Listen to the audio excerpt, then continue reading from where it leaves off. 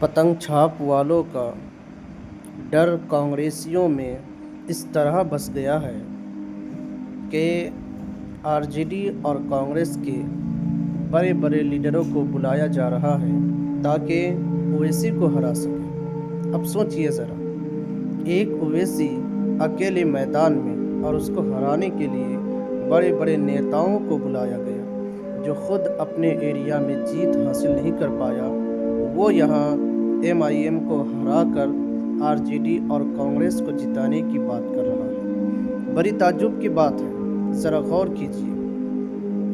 एक तरफ ये दावा कर रहा है कि मुसलमानों एक तरफा वोट करो ताकि हमें बीजेपी को हटाना है, बीजेपी को हराना है। वही बात तो ओवैसी साहब भी बोल रहे थे कि भाई आप हमें गठबंधन में शामिल कर लीजिए, हम सब मिलकर एक जगह वोट करेंगे और एनडीए को हराएंगे। लेकिन इन लोगों ने उसे साथ नहीं किया और अभी कह रहा है कि एक तरफा वोट करो, अगर पतंग छाप को वोट किया तो बीजेपी जीत जाएगी। मैं भी तो वही कह रहा हूँ कि एक तरफा वोट कीजिए।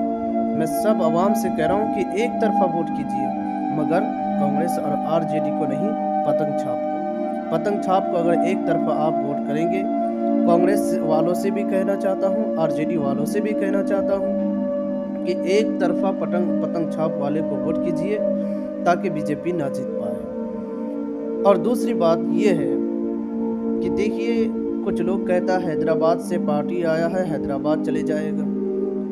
सिर्फ हैदराबाद से ही नहीं आया है, और भी पार्टी है जो किशनगंज के अलावा दूसरी जगह से आया है।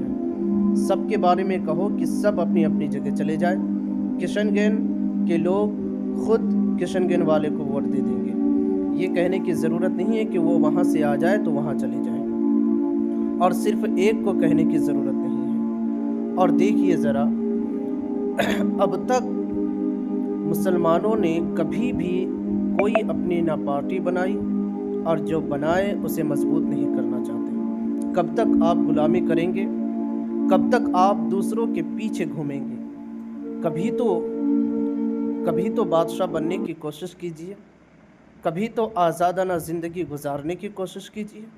हमेशा मैं नहीं कह रहा हूँ कि आप और लोगों के साथ मिलकर ना रहिए, बिल्कुल रहिए, लेकिन आप अपनी पार्टी बनाइए, 20-50 एमएलए को लाइए।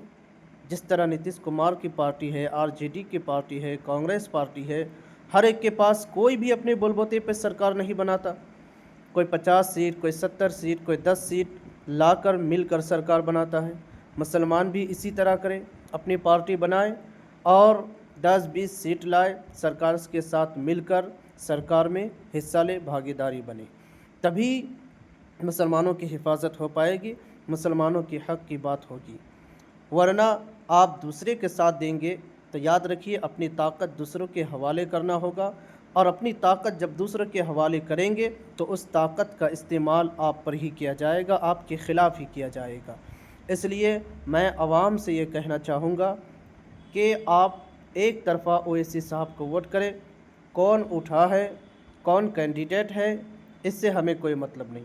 मतलब ये है कि हमें हमारे हक़ में जो ओवैसी साहब बोल रहे हैं, वो जो चाहते हैं कि मुसलमान मजबूत हो जाए, हम उनका साथ देंगे, उनके नाम पर वोट देंगे और उनकी टीम को मजबूत करेंगे। हमारी कोशिश यही होनी चाहिए।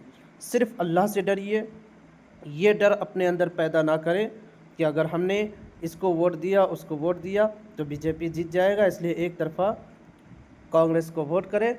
ये सोच आप बिल्कुल भी ना रखें।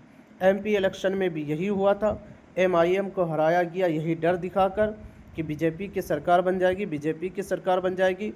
किशनगंज के अलावा 39 सीटों में कांग्रेस और आरजेडी हार चुका, सिर्फ एक किशनगंज। तो क्या किशनगंज के मुसलमान इतने बेवकूफ़ हैं?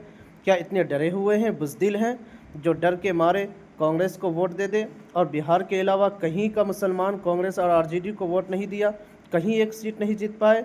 इसलिए किशनगंज के मुसलमानों से मैं ये कहना चाहूँगा, आप अपने अंदर से बुज़दिली को हटाइए, अपने अंदर से डर को हटाइए। कोई डरा रहा है तो आप उसके बहकावे पे ना आइए, अपनी जमात को, अपनी टीम को मजबूत करें और पतंग छाप को एक तरफा वोट करें, ताकि اویسی صاحب کے پاس 15-20 سیٹ آ جائے اور پھر وہ ان کی آواز، ان کی طاقت اور زیادہ بڑھ جائے۔